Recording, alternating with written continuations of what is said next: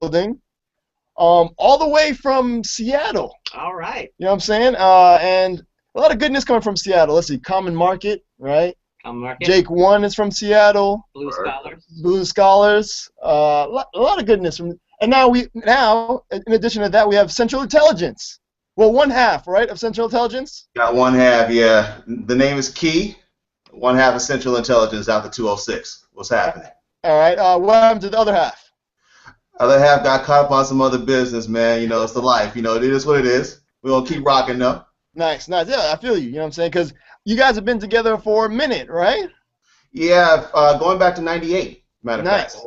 So having you is like having him also. Yeah, You know what I'm without saying? question. So now, all right, so Key, let's start off, what's your earliest hip-hop memory? My earliest hip-hop memory, man, is Sugar Hill Gang. All right. Real talk. Seeing them on Soul Train. What? Okay, dope. All right. Yeah. So I mean, what did you did you know what it was, like what hip hop was when you turned up? Like, no. At that time, I was like, man, what is this? Oh, this is crazy. I mean, you know, I'm a little kid looking at this like, woo, you know, like, all right, I don't know what this is about, where it's from, and then I saw the performance, and some years had passed. You know what I'm saying? And then at the time, there was a lot of cats that were putting together programming like Nasty Ness.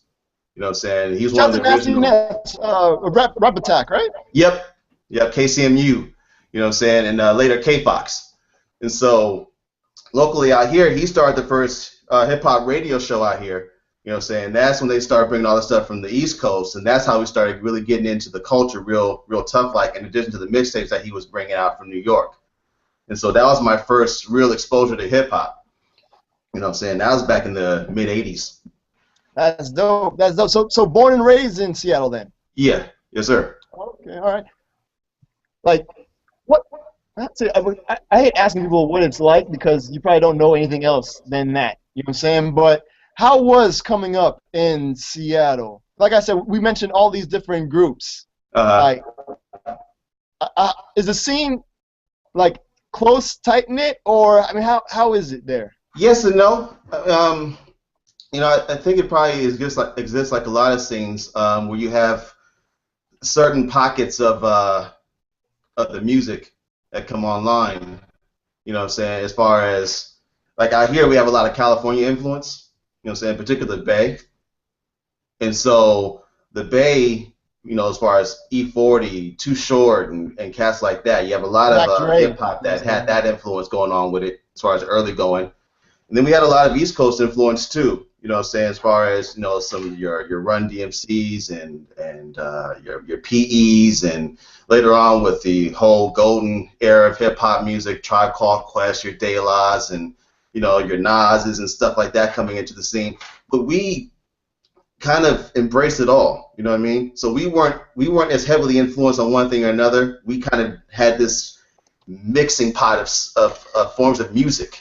You know what I'm saying? And so that bleeds into a lot of our own sounds, as far as us being able to blend some of the East Coast sample-based sensibilities with some of the West Coast funk-related music that was coming out of California, in particular LA and the Bay.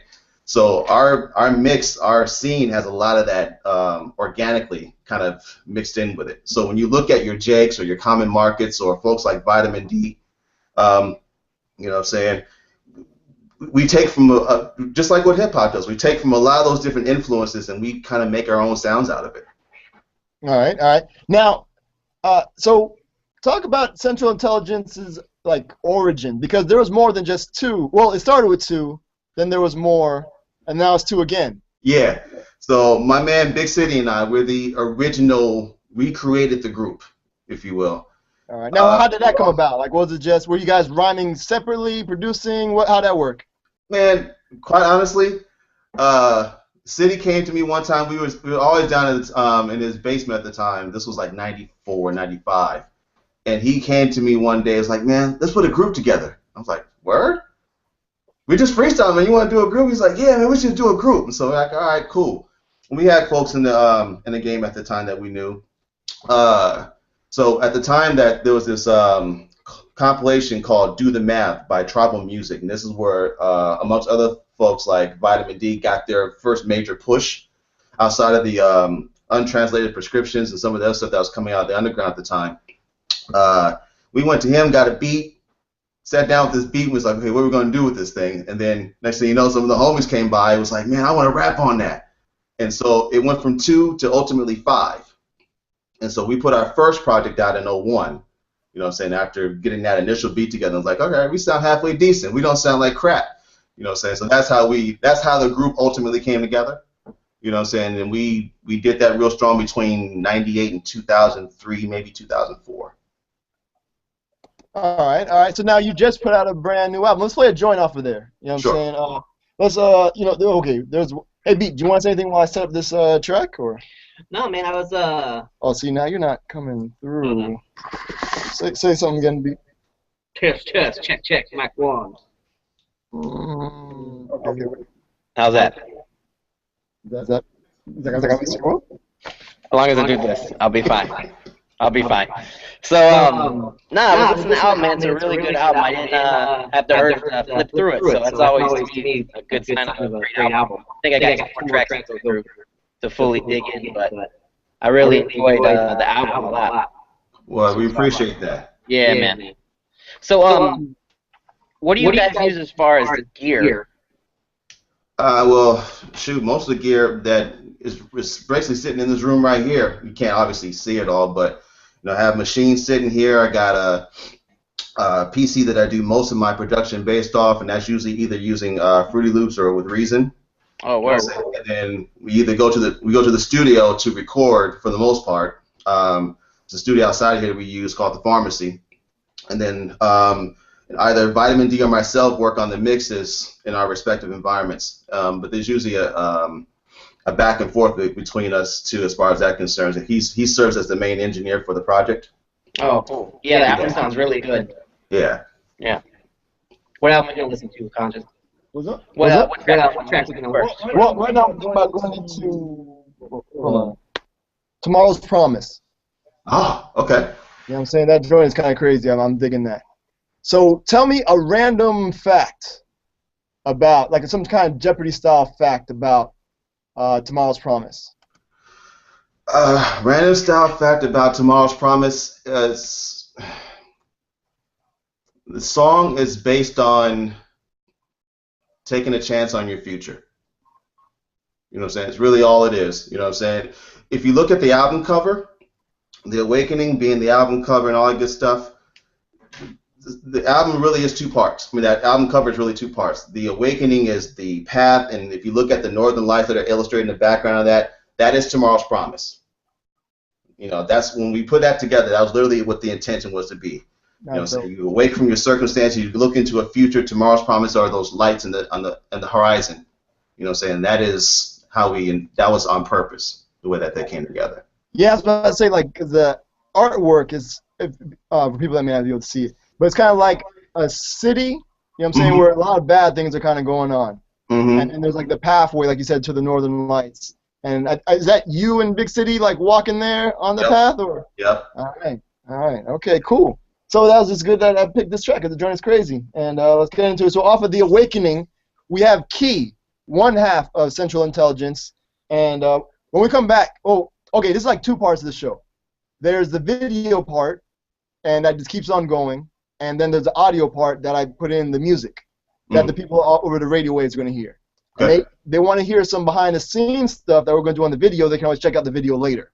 Word. You know what I'm saying? So because as this track is playing, I want to know why the name Central Intelligence. Okay. Because, the CIA and hip-hop haven't had really a great, relationship, if you want to call it that, yes. So, so let's get into this joint. It's Tomorrow's Promise by Central Intelligence. We have Key right now with us. And, we'll be right back. It's our show. Thank you guys for tuning in. 407-646-2915 is the number to the station. Hit us up on Twitter, Our Show, OURSHOW, or the same thing on Instagram. All right, we'll be right back. Y'all be easy. Peace.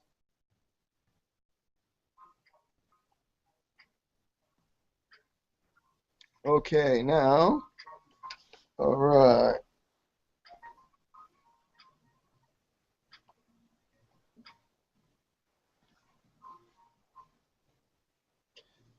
All right. So now, can you? You probably won't be able to hear. Plug in the headphones into your laptop or something, so you can hear the conversation also. Or you have no other headphones? I didn't. Damn. That's the thing I didn't bring. Okay. I didn't bring. There should be another pair. Hold on. There's a pair right there on the mic right there, right? Well, see, the thing is, things are plugged into all sort of stuff. The station's kind of. Hold on. Wait, I think you have this one. So go ahead. Yeah. There you go. Word. All right. Awesome. Cool. So now, all right, cool. We got that going. So yeah, Central Intelligence. Mm-hmm. Where'd that come from? The backstory is that, in Seattle, the neighborhood that we come from is called the Central District, the CD, rather. You know what I'm saying? And basically, you're pairing the Central District with intelligent black men to come out of that. Quite literally, Central Intelligence. You know what I'm saying? That's dope. All right. Just real simple. You know what I'm saying? We're intelligent men out the Central. This is our perspective. It's our story. So that's what we rolled with when we first put the group together. Oh, that's dope. All right, word up. And now you said it was more of like how did it grow to 5? If it was just Big City hit you up and it was like, hey, let's form a group. Like when was this about? Because you said you started the first album was like 2001. So 98 was about the time that we said, okay, you know what, screw it, why not? You know what I'm saying? At the time, there was a lot of music going on. We had a bunch of our own folks that were doing it. You know what I'm saying? So you had at that time, you had Birdie, you had the tribal folks that were doing their thing. You had folks like Jake was starting to get some traction out there. He was rolling with Conception Records at the time, and they had their Backpack series. You had Wordsayer doing his thing out there with Source of Labor.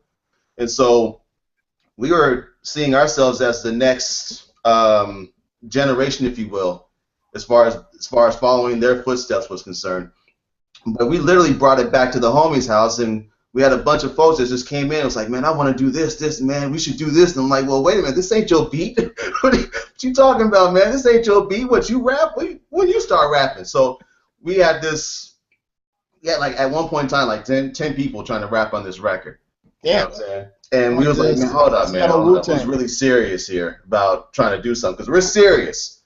And so out of that came 5 of us.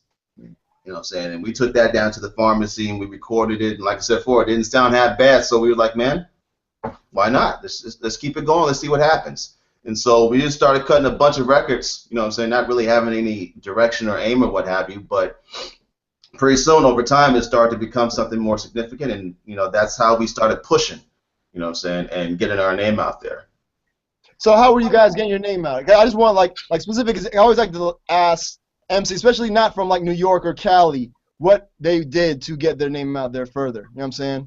Man, we started hitting up a lot of the clubs. We started hitting up a lot of the special, like festivals and things of that nature. We knew DJs at the time, so like folks like Tosspin and Toby Fresh out here. You know what I'm saying? They've been doing stuff for a good long time. So we had started hitting up some folks like that, DJ Supreme, Cutfather, and basically just getting our name out there. And then just hitting any hole in the wall spot we could as far as trying to find a show to showcase ourselves. We did that grind 2-3 years, you know what I'm saying, as far as really hitting the circuit, you know what I'm saying? And then from that we started getting bigger shows. So from that to, say, our first big break, for example, was opening for Kool Keith.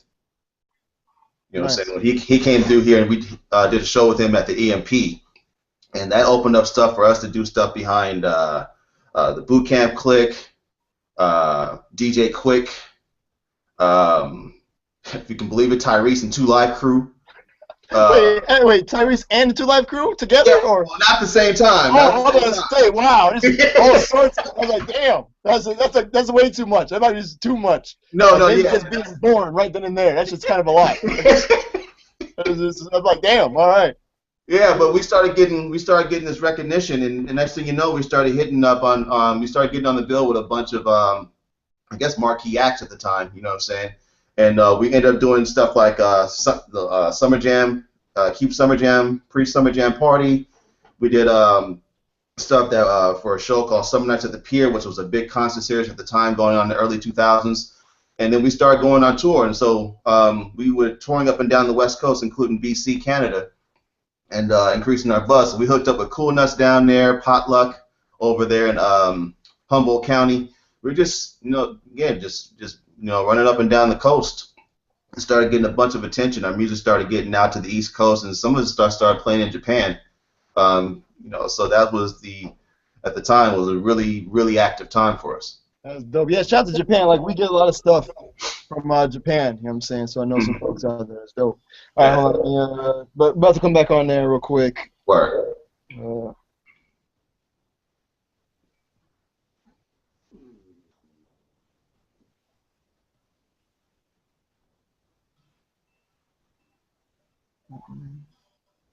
right. Oh, yeah. All right, we're back. Right here, our show, WPRK, Winter Park, Florida, 91.5 FM, all over the internet at itsourshow.net. And what you just heard, that was Off of the Awakening by Central Intelligence, no agency. He explained why. You don't have to watch the YouTube video for that. We've got Key of Central Intelligence. That track was Tomorrow's Promise. Word up. So now, all right, so we're behind the music, we were kind of talking about the touring situation. What are some of some tips, you know what I'm saying, for touring, for some folks that are trying to get it? Some tips for touring? Yeah. Man, sleep where you can. Real talk, man. Depending on how you get in there, man, we did it in cars, busted vans, the whole bit. You know what I'm saying? Give yourself adequate time and space to get between your spots too, man. Don't spend too much time on the kick, man, trying to get turned up. We made that mistake, averaging 2 hours, 3 hours a night. You know what I'm saying? Make sure your events are spaced out too, you know what I'm saying? So if you got in-stores or if you got radio interviews, you know what I'm saying, depending on what time the show is, man, make sure you got yourself real scheduled, real well, you know what I'm saying? And make sure you got people on top of those things too, because, man, stuff falls apart quickly, you know what I'm saying? And now, was this with 5 members or 2 members doing this tour? This was 5 members. And our manager. And our manager and our support. You know what I'm saying? When we were touring, we had about 10 people with us. Wow. You know what I'm saying? We had folks we had a publicist with us, we had a manager with us, and we had folks who were handling the background stuff, for sound check and checking in with the venues and stuff like that. You know what I'm saying? In addition to us doing the background work too. So now, let's say you pull into a new city. What's the protocol? I'm just trying to get a picture for heads who may be trying to hit the road also. You know what I'm saying? All right. So, typical scenario, we pull off about 4 or 5 in the morning, drive 3 or 4 hours it takes to get to the next location, check in at the hotel, maybe get a couple hours of sleep. At that point in time, we hook up with the venue and or radio station, depending on what we got going on that day. If there's a record store that we pulled into that we're doing an in-store, we would check all those things going into it. Make sure they had everything set up. If they had merchandising that we were supposed to deliver, make sure they was in receipt of that.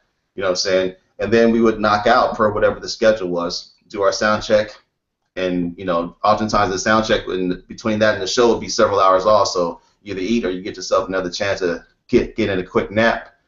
But that was our average day. You know what I'm saying? We would be up and at 'em about 18 to 20 hours a day. You know what I'm saying? It felt like anyway. You know what I'm saying? Not accounting for what little pockets of sleep you can get in between, but that was life on the road. That's dope, all right. And so how long were you guys about? Cause what's cool? Cause you said from Canada all the way down to Southern California. There's that road that just, you know what I'm saying? That's where a lot of Souls of Mischief, Della Funk, a lot of, we mentioned some of those artists from the Bay, just up and down. Yep. I mean, I don't even know how to say this, but how was it coming into those places where other people have been? You know what I'm saying? Was there pressure, or is it just new fans, or how was it? Damn, well, Del was just here a week ago. You know what I'm saying? You ever feel it was a competition? Because there's, like I said, there's that string of places that people just go through all the time. Well, competition, yeah. You know what I'm saying? You want to go in there knowing or believing that your content is as good as theirs. You know what I'm saying? But I also felt like, you know, we were the underdog and not really counted on for much as far as our performance was concerned. So we always went in there with a bit of a chip and a little bit of arrogance. You know what I'm saying? Like, I'm about to blow your joint up. You have no freaking idea what we about to do to you. And we came in there, we had a really good tight show. And so we got a lot of our later shows and tours based on the fact that we had a good show. You know what I'm saying? So you see the promoters and you see the lead acts that would come on after and be like, man, okay, y'all just did y'all thing. Okay, cool. And that's how we built our base. And then the audience that didn't know who we were, we would end up, you know, getting a really good response from the performance. So you got to be on your P's and Q's, basically. And if you don't see it as a competition, or at least knowing that you have to be up to the same standard as the people that you are, backing up, then, man, don't bother getting on that stage. Nice. All right. Hey, B, do you want to say anything, or you want to say something? No, I'm just that's a lot of good information, man. I got be organized when you go on tour, man, as much as you can. Be organized. Dearly. All right, cool. So, brand new album, The Awakening. We're playing some tracks over there. We've been playing some tracks over there too previously. You know what I'm saying? So this is what, the second or third album? Second album. We put out a mixtape a few years back just to announce that we were back in the game. Okay. You know what I'm saying? So we did that. You know what I'm saying? A lot of those tracks came out of the recording process. You know what I'm saying? Again, just experimenting with different sounds and trying to figure out where we were as far as our growth and development, because we took some time off, you know, raised kids and stuff like that, you know, family stuff. You know what I'm saying? So when we got back into it, it's like, okay, let's test the water, see where we are. You know what I'm saying? And a lot of the stuff on the mixtape came from that material.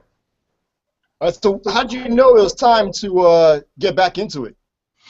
We didn't. You know what I'm saying? That happened quite by accident, too. I was working with this one cat out of Richmond. We sent him some stuff, and at the time he was living up here, him and another partner of his, we went into the studio with him, and I was giving him some coaching, because at that time I transitioned fully into producing. You know what I'm saying? So I gave him some tips as to how the song should be delivered, this, that, and the other, as well as his guys, but they couldn't get the nuances. So City and I, we were just having to be there. You know what I'm saying? And we just like, man, let's just punch some stuff out. So we did their track. Basically. Let's show you how it's done. Huh? It's like, let me show you how it's done. Yep, basically.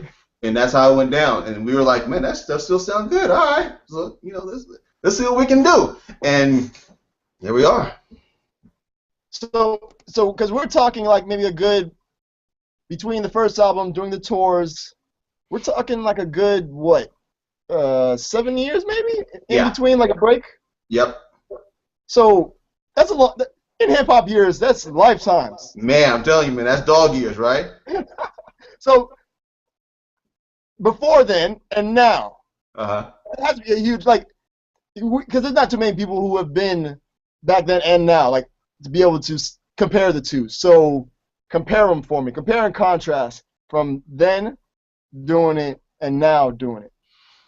You know, at the time we were doing it and making our push, for example, internet and the advent of online and online streaming and stuff like that, the advent of the marketplace was still very much in its infancy. You know what I'm saying? There wasn't a whole lot of avenues or outlets you can use to expose yourself and exploit your music in these various arenas. You know what I'm saying? There was also a higher level of entry. You know what I'm saying? So, you know, if you didn't have the equipment to produce, you weren't producing. You had to hit a particular price point, and there were gatekeepers that even at that point of entry, you had to show you had some skill. You know what I'm saying? So we had that. We were tested that way going in. Versus now, man, any person with a $200 laptop, you know what I'm saying, and a halfway decent microphone can put an album out within and that's what the game is now. And it's saturated with so much music and material. You know what I'm saying? It's hard oftentimes to make sense of what is good, especially when it sounds more and more the same. The differences in regional-based music seem to be more and more blurred. You know what I'm saying? A lot of stuff is either trap music or some variation of the form. You know what I'm saying? And so and that's great. You know, in many respects, it helps people to get more universally involved in the music. You know what I'm saying? At the same time, though, there's some of that flavor that's missing, in my opinion. You know what I'm saying? So when I look back on the 90s, say, for example, early 90s to about 96 or so, you know what I'm saying, you still have folks who are making very specifically based and defined brands of hip-hop, whether you were talking about your Outkast at the time versus your Tribe Called Quest, your Dre's, you know what I'm saying? You go down to the South and you had, like, you know, folks like the Ghetto Boys are still doing stuff, and all these different types of music were still hitting you, you know what I'm saying? So you could like all sorts of different types of hip-hop music. You know what I'm saying? Now it seems more like glommed together, and there's only one type of music that's really acceptable mainstream-wise. You know what I'm saying? And there's not a whole lot of separation between this person and that person. So when you get an artist who's actually allowed to be an artist, like a Kendrick Lamar or a J. Cole by comparison, they stand out because they're not doing what's normally expected of mainstream hip-hop. But that stuff is exceptional now. They would have been more middle of the pack back in my time. You know what I mean? And those are the biggest differences that I see as far as it goes now. All right. Hey, B, you had something to say? Like you had something to say? No, man, I think just popped in my head from when I was a kid. The first music from Seattle that I ever listened to was My Posse's on Broadway. Right, You right. know, when my older brother brought this joint home and is like, that song's obviously about a street in Seattle, correct? Yep. So was he describing a lot of that street? Yeah. Or was that all made up? Oh, wow. But he was describing the neighborhood on the way to Broadway. Okay. Word. So you know, he was talking about, you know, streets like 23rd and Union. That's the hood.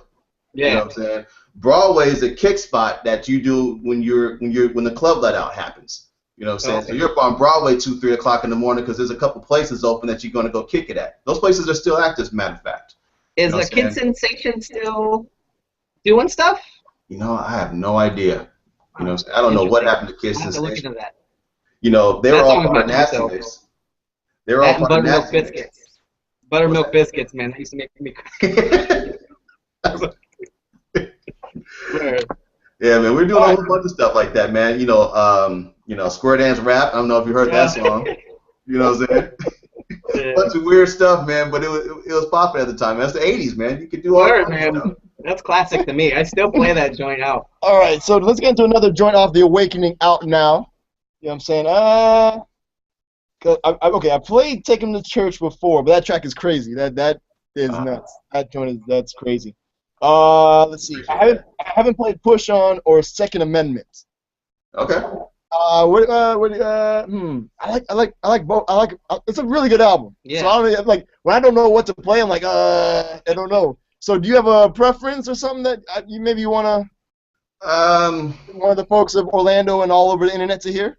Well, certainly, with Second Amendment, you're talking about gun rights and stuff like that. And, you know, with all the types of things happening right now, it certainly fits the climate. You know what I'm saying? Push On is definitely more personal. Yeah, You know what I'm saying? definitely. That's right. Yeah, I think that's in the rhyme where it said where we went back to 2, and that's why I wanted to ask about that. You know what I'm saying? So. Yeah. You know, depends on how much of a bummer you want to put on your audience. You know what I'm saying? Nah, It's material, man. You know. Because I mean, because radio shows hip hop for people that know better. You know what I mean? So they understand that it's just not in the club 24/7. Right. That's not a life you really want to lead. No. You know what I'm saying? So it's kind of like people, and plus we're in the middle of the afternoon here. It's 6 o'clock here.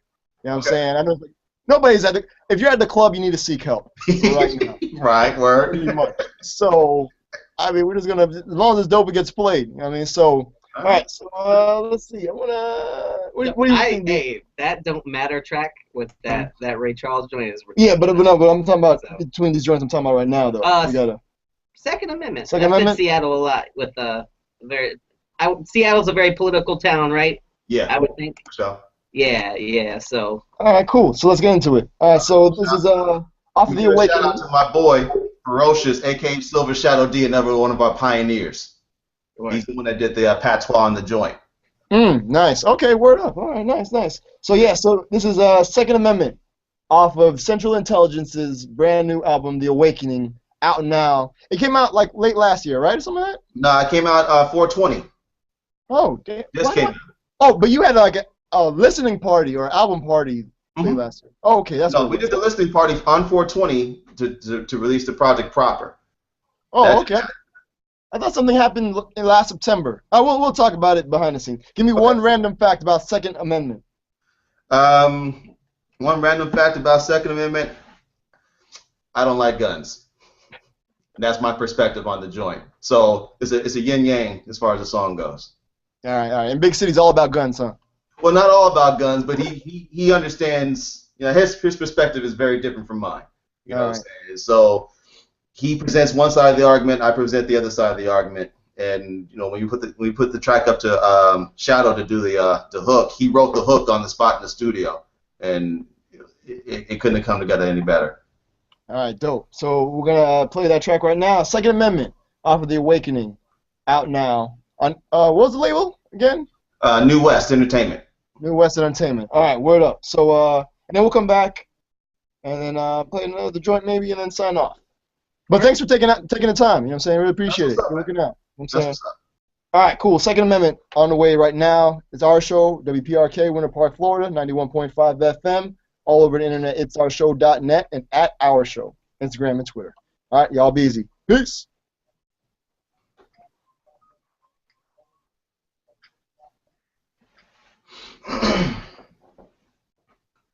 All right. So now what made you guys want to do this track? I mean, was there like a specific, because in the beginning you have like the newscaster, you know what I'm saying, talking about these different stories of the school shootings. Mm-hmm. Like, was it those where you're like, damn, we got to write a song about it, or was it something else, or? No, I mean, you know, I did the track and I brought it over to BC, and he's the idea man behind that joint. You know what I'm saying? He was feeling some kind of way about this, about the Sandy Hook shooting. And so was I, you know what I'm saying, in terms of, you know how it is, man. You get a school shooting, you know what I'm saying, and if it's in a white neighborhood, then, you know, it becomes this big event. And rightfully so, man. Kids shouldn't be caught in the middle of that kind of stuff no matter what happens. You know what I'm saying? But when you got kids that are getting, you know, put down all the time out there in the hood and various neighborhoods throughout the country, whether it be by, you know, at the hands of our own or by police or anything like that, those stories rarely get any type of exposure. You know what I'm saying? So it was us more or less venting on the situation and recognizing some of the ironies, you know, that take place when situations like that occur. So we just felt we needed to explore that. And from his perspective, he wanted to talk about why he preferred to have his gun to protect himself. And I'm more of the mindset of why do we need these many guns either in the hands of scared white people or in the hood itself? What's the point? You know what I'm saying? Because either way, we're creating circumstances that become more and more, more or less escapable. You know what I'm saying? If everything gets resolved with a gun, then what's the point of even having a conversation to explore the question? You know what I'm saying? So that was basically what the song was intended to address. You know what I'm saying? Just venting it out. Okay. All right. So yeah, that's crazy because that's the thing. Like, there were no guns, then, you know what I'm saying, there wouldn't be a need for guns. Or, you know what I'm saying, it's like which came first type of thing, you know what I'm saying? But then, well, of course, somebody come up with some craziness. Well, I think you're more prone to jump to the violent solution as opposed to trying to have a more nuanced conversation, you know what I'm saying, trying to get down to the bottom of things, you know what I'm saying? Like, you know, if I had a beef with somebody growing up, man, my first inclination wasn't to go shoot him or stab him or whatever, man. We were gonna go fist it out first. You know what I'm saying? And that was that. When we're done, we were done. Yeah. You know what I mean? Nowadays, it seems that whether you're talking about this generation or just the environment now, if there's an issue with someone, we go straight to, I'm going to shoot this dude. You know what I'm saying? And so I don't understand how do we get from this one extreme to another extreme? I don't understand how that happens. You know what I'm saying? Yeah. We spent far less time trying to figure out what the problem is and just trying to figure out, let's just get rid of dude. You know what I'm saying? I don't get that. I don't understand it. Yeah, I think it's just like America in general is like the culture is like really violent and kind of like get to the end quickly. Mm-hmm. type of thing. You know what I'm saying? And we're socialized to believe everything can be solved by violence. I mean, that's our environment. Yeah, it's kind of I mean, what do you? I mean, I don't want to put this on you, but you any solution? I mean, anything that. Because we're gonna have to start off with the kids, right, and just show them that there are other ways. Because sometimes, I mean, I don't know. This is a huge problem. Yeah. I mean, to me, it's really a matter of trying to get to folks early. But it's not just the kids. I mean, we are the ones that provide this content, if you will. You know what I'm saying? And I know you could talk about that from a structural standpoint in terms of what media, television, and other sorts of entertainment, as well as our day-to-day exposure, you know, what that is. You know what I'm saying? You know, kids coming into this, they don't know any better. You know what I'm saying? But if the parents are screwed up, if the adults are screwed up, then how do you expect your kids to turn out? You know what I'm saying? So at some point in time, we need to acknowledge, as the adults in the room, we're the ones making this, we're the ones screwing things up here. And how do we get our act together so that we're not impacting our kids with this same foolishness? You know, that to me, it starts at looking in the mirror and saying, you know what, I'm a part of this problem. I need to figure out how I can then make my generation of folks better. Knowing that even if you do all that, there's still this next knucklehead who's teaching his or her kid, you know what I'm saying, what he or she knows, and if they're not doing any better, then I still got to give my kid the tools to navigate through that. Mm-hmm. You know what I mean? But it doesn't. It starts with us as the adults. You know what I'm saying? So we can blame all the different things we want to as far as what they're exposed to in their environment, this, that, and the other, and that's fine because there's some validity to it. But we're not taking responsibility and saying, you know what, we kind of started this mess. You know what I'm saying? Or at least say to the point, you know, it impacted me, and I'm doing the same things that people taught me how to do, and I need to break that cycle. Yeah, so that's word up. It's all about breaking the cycle. I feel you now. Yeah, because it's almost like it's easier just to like they'll take care of it later. It's like the environment or something. Like the next generation take care of it. But they see what you did, which was nothing, and it's just gonna keep getting worse and worse until, like you said, somebody's like, all right, we just need to break the cycle. We need to stop, look at ourselves, and try to get on the right track. Yeah. To me, whenever there's a crisis, it tells me that we still haven't learned our lesson. Okay, we can look at these things that we've been dealing with for the past 40, 50 years, and every few years there's a crisis of maybe even convenience that takes place that says, look at this, and it puts it out there and it makes it a big deal. Why haven't we learned from those? Why haven't those generations before us learned how to get their act together? And why are we not recognizing that this is our opportunity, our watershed moment to deal with it too? It gets put out there. The news cycle is what it is, and then it quiets down, and then at that point things go back to normal, and we don't think about it no more until the next situation happens, and then all of a sudden we're all over the place, but we don't do anything. We have these conversations, we're rehashing the same stuff. There's no solutions being put out there, no programs, at least not being highlighted, because there are programs and people out there that are doing things behind the scene, but they never get the exposure. And quite frankly, as long as those media outlets and whatnot don't put the spotlight on those kind of things, because quite frankly there's no money in it, then you won't get those outcomes. Yeah, because the thing is, like, if they're talking about things that will end what they make so much money off making, right, by reporting that news, and they're not gonna stop that. You know what I'm saying? Like, you're not gonna get like a fair, balanced, like, coverage and things. You know what I'm saying? Because the money makers are those huge, crazy events, those horrible things that happen. You know, that gets people watching. Yeah, it's like what Rahm Emanuel was saying back in the Obama election, the first one. Never let a good crisis go to waste. You know what I'm saying? So you take those things and they're marketing opportunities at that point. You know what I'm saying? NRA took that whole situation with Sandy Hook and got more members, and they sold more guns. That should tell you something. All right, so now, for the people that may just be tuning in, it's our show right here, WPRK, Winter Park, Florida, 91.5 FM. What you just heard was Second Amendment from one half of, we have one half of Central Intelligence. That track is off their brand new album, The Awakening. All the way from Seattle, we got Key hanging out with us right now. So now tell me, how long did it take to put together a second, not Second Amendment, that took a long time to put together the Second Amendment. No, The Awakening, the album, how long did that take? Probably a 2-year process to put together the album. Was some of that mostly like, damn, getting back? Because like I said, it's about like a 7-year gap. Was it like, or did you guys like hop right into it and like, oh, this is just like yesterday? Some of that was that, as far as the familiarity and how comfortable we are with each other as far as artists go. Once we did the mixtape and started to get a better feel, and get some traction as far as a rhythm goes, you know what I'm saying? It's also still about putting together the material, because if you listen to the album as far as all the way through, we're talking about a bunch of different events. You know, you're looking at exposure to your environment, ways of the way the environment then treats you, breaking out of those environments and still trying to figure out a path forward once you've freed yourself. So you get to a point where you say, you know, I've had enough of this, but once you do that, then what? You know what I'm saying? And you still have to scramble to put yourself together, build this different life, get rid of people who are toxic in your square. You know what I'm saying? And while there's a different future out there, there's still no knowing what that future holds. You know what I'm saying? So it's a matter of us trying to speak through the album what that process kind of looks like. You know what I'm saying?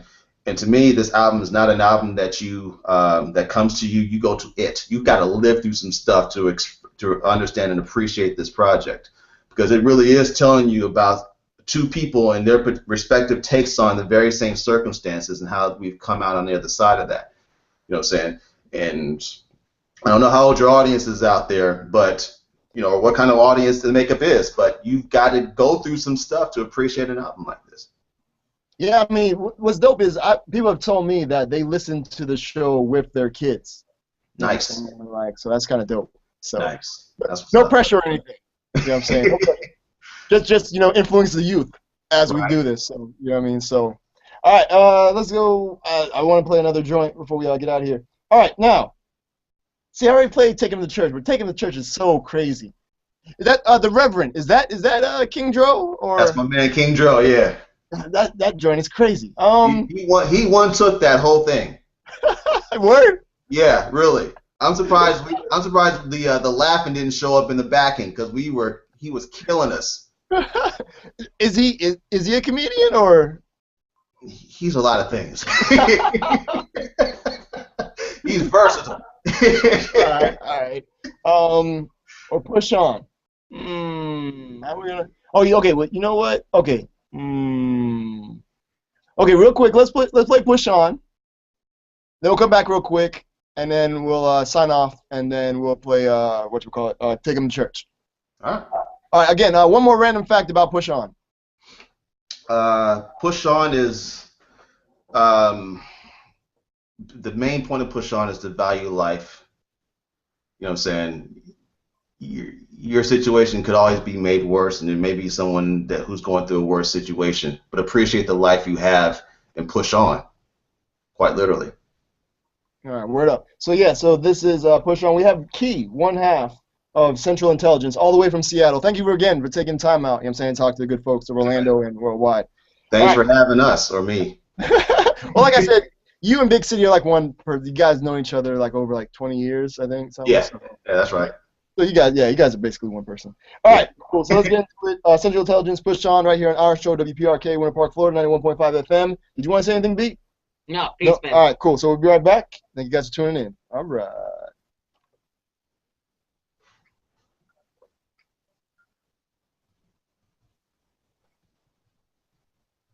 So now, what are some plans for this album? You got anything in the works, or?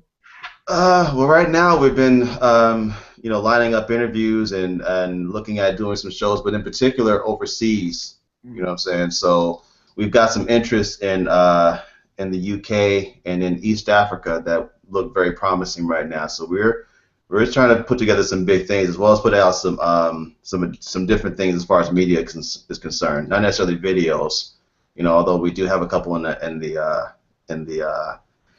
pocket. Yeah, you just put out the All Day joint, right?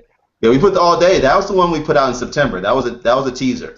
Okay, because I could have sworn there was some sort of event that happened in September that you guys are promoting. I think I saw on your website. We did. That joint came together because we were doing some stuff with the local 206 Zulu chapter. Oh, nice. Okay. So they did an event, and we came on to support that event. You know what I'm saying? Part of what came out of that was the compilation project that they did for their 10th anniversary. And so there was an event that came on that song was built to support. You know what I'm saying? Maybe that's what you're thinking. But we wanted to put that out in connection with the project to cross promote it with the 206 Zulu, since we were doing that for charity. So now, so you guys are back. You know what I'm saying? What was the reaction like? I mean, were people like, "Holy crap, you guys are back," or were people like, "Oh, you're back"? A little bit of both. You know what I'm saying? It's one of the weird things about the Seattle market is that, Seattle market, a lot of times they want to know how you're doing elsewhere before they get behind you like, yeah, okay, yeah, I'm feeling that now. You know what I'm saying? So we worked with Nasty Ness on the promo for that project, for that song, and that one took off all over the place. Honestly, we were really surprised by the response, and but it gave us a lot of good feedback as far as the direction we were taking our particular project. But yeah, the Seattle market, they treated it well enough. So we got a good exposure in the blogs and locally and things of that nature. Like I said before, if they want to know that you're doing big things outside of them for some reason, that's just the way our audience is wired. It's real fickle. Yeah, I think that's pretty much everywhere. Because the same thing here in Orlando. You know what I'm saying? Heads don't really care until you're big somewhere else. Then you're like, oh yeah, I knew about you from before. Yeah, no. that's kind of whack, man. I'm not sure why that is anymore. You know what I'm saying? Again, I think that's just what audiences are about nowadays. There's so much music from so many different directions. You know what I'm saying? Yeah, they want to kind of like, it's like betting on a sure thing type of thing. Yeah. Because there is just so much stuff out there now. Yeah. They're like, oh, but if I like this, they're gone the next day. So it's no longer, you know what I'm saying? Like artists pop up. Yeah. And disappear in the vapor. Yeah, or probably worse, we don't want to support something that other people think is garbage. And there's that too. Let's be frank, there's a lot of garbage out there, man. You know what I'm saying? There's a lot out there. You know what I'm saying? So, I mean, there's good joints, because I play like a good 2 hours of just dope stuff every week. It's just about finding it and being willing to look for it instead of having it pushed on you. Yeah. Speaking about push on. Bam, see that? Damn. Damn! So okay, word up. So this track is almost done. Hold on. All right, cool. Welcome back.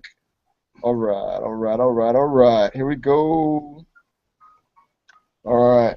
So that was "Push On" by Central Intelligence, off the brand new album, The Awakening. And we got Key right now hanging out with us. So yeah, again, thanks again for coming on and kicking it with us. Much appreciated. Much appreciated. We appreciate the time to come out and talk. All right. So now you mentioned like East Africa. We got some stuff going on overseas. What else do we have for what's in Central Intelligence future that people can look out for? Certainly more music. You know what I'm saying? We're not going to stop making music. You know what I'm saying? We're having too much fun right now with it. You know what I'm saying? So while I don't know what the future really is as far as mid to long term, you know what I'm saying? Hopefully we can get on a couple of tours and, get out, run through the States a little bit, because that'd be fun, you know what I'm saying? But certainly more music at minimum. We're going to, keep putting joints out there and, just continue to do what we love doing. Nice. And now if people want to get more information on Central Intelligence, websites.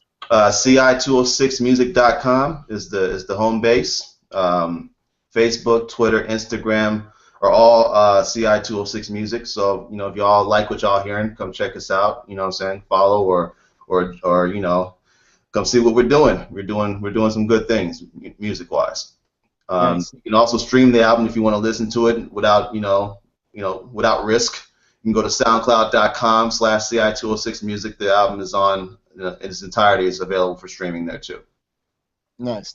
Now we were talking about before your last album. There was no way of doing that. You know what I'm saying? Like, but now whether or not you want it, it's out there. Yeah. Is there?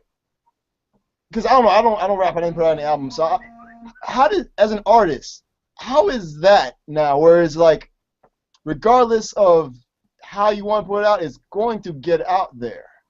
You really don't have any control. Hmm. Do you try to fight, or you just like, ah, okay, that's the way it is? I mean, you personally, how that works? I don't fight it, although that's something that our manager, we kind of go back and forth on it. Um, but it goes back to just how much the environment has changed. You know, it used to be that you could sell and still, expect to make a halfway decent return on your investment. Nowadays, music is more of a loss leader. You know what I'm saying? It has to be about the environment and the ecosystem that you develop to support you at that point. You know what I'm saying? So people want to know you more, so you have to be more active on social media. You know what I'm saying? If you got a new T-shirt coming out, you want to flash it to your audience and say, hey man, we got these new shirts, man, come do whoop whoop, and that's what it is now. Your music is something that hooks them in to then sell this ecosystem of products.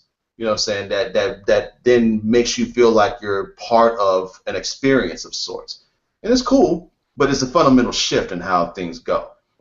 And so in order to keep ourselves out there, we've kind of got to create more content, make more music, create more avenues for ourselves to be able to survive. You know what I'm saying? And that's just what the game is now. Word, word. Yeah, because like, I think it's like a whole big like leveling of the field now, and you really have to connect with people and want to. There's no more mystery. The only mysterious rapper right now is Doom, pretty much. And that's it. And that's because he's, a cartoon character, basically. You know what I'm saying? But Doom is dope. You know what I'm saying? Doom is dope, yeah. But nowadays, you just can't do that anymore. Like, it is really about, like, a one-on-one, one-to-one connection with people. You know what I'm saying? And, yeah. I mean, that's why we call the show Our Show. You know what I'm saying? Because I want people to, they know that they have a, kind of like a stake in this. You know what I mean? No, I mean, I think that's cool. I mean, you want to feel as close to your audience as possible as an artist, because you want them to, we want our struggles to relate to people. You know what I'm saying? Or at least make them think about what it is they think they know. Art is supposed to challenge and engage you, in some cases be provocative, but it's also supposed to provoke thought. You know what I'm saying? They help shape character in terms of the things that they put out in the world. You know what I'm saying? And if it's done right, you know what I'm saying, then people will trust the kinds of content that you continue to put forth. You know what I'm saying? So as an artist, that's what you want. You want the exposure. You want to be able to say, I impacted somebody by this. You know what I'm saying? And that doesn't matter if it's positive or negative or, not necessarily indifferent, but you want people to know that there's some resonance. We understand you. Here's a struggle. Do you understand this struggle? If you relate, cool, come on board. You know what I'm saying? We want that. But there's a fine line between that and then, being exploitative in terms of being deliberate. You don't want something to be like a deliberate attempt to gain an audience, in terms of, I'm going here and it's blatant. I'm switching up myself. I was this person last year, I'm this person this year, and they don't even remotely fit. And so you got that fine line too between what's organic and what ends up being a deliberate attempt to sell out. Even though it seems like selling out now, it seems to be more so normal. Pretty much, it just seems like what you aim for and strive for, basically. It almost seems like, you know what I'm saying? Yeah, more acceptable. Yeah, definitely. Yeah. All right. So cool. So people can find out more information about Central Intelligence on their website, CI206music.com. Word. All right, Jay. Why did I say Jay? All right, Key, sir. Good looking out. You know what I'm saying? Thank you very much. You know what I'm saying, for coming out. And yeah, so this video is going to be on YouTube like right afterwards. That's a great thing about technology. This right here, this video, what people didn't hear behind the scenes tracks, will be able to check out the whole video on our YouTube, on our webpage, itsauro.net.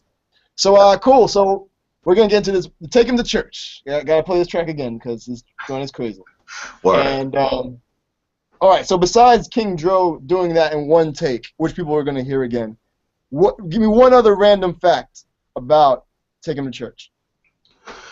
The first verse in that is based on a real experience with Big City. You know what I'm saying? Went to the church. He didn't have money to tithe at that particular day. They kicked him out of the church, quite literally. Damn. All right. Woo. That is awesome. That's crazy. Place of worship, and you got to pay. That's awesome. Yeah, that's All right. that's dope, right? All right. So, B, anything you wanted to say? Anything else? No, man, just really enjoyed the album. Appreciate that, man. Thank you. Really do. All right. So Cool. you're So, supposed to continue to support it too. Oh, yeah. damn right. Damn right. All right. So, I mean, we played a whole bunch of joints because there's a lot of tracks on there. There's a Mm-hmm. good amount of joints. Yeah, the album proper is 16. The final 2 are actually bonus. Nice. Yeah. All right, cool. So again, thank you very much. And so yeah, just keep sending joints. And if anything you ever want to come back on and talk about it, let me know. That's what's up, man. Appreciate the time, man. Thanks for having us. You already know. So let's get into this joint. Take him to church. Then we'll come back, play some joints, and then some events are going on tonight. And then we'll sign off because I got to drive to Minneapolis right after this. So yeah. All right. You on that tour, huh? 22 hours, boy. It's gonna be crazy. All right. So again, thank you very much, and yeah, let's get up again later. All right, work. All right, Keith. Y'all be easy. Peace.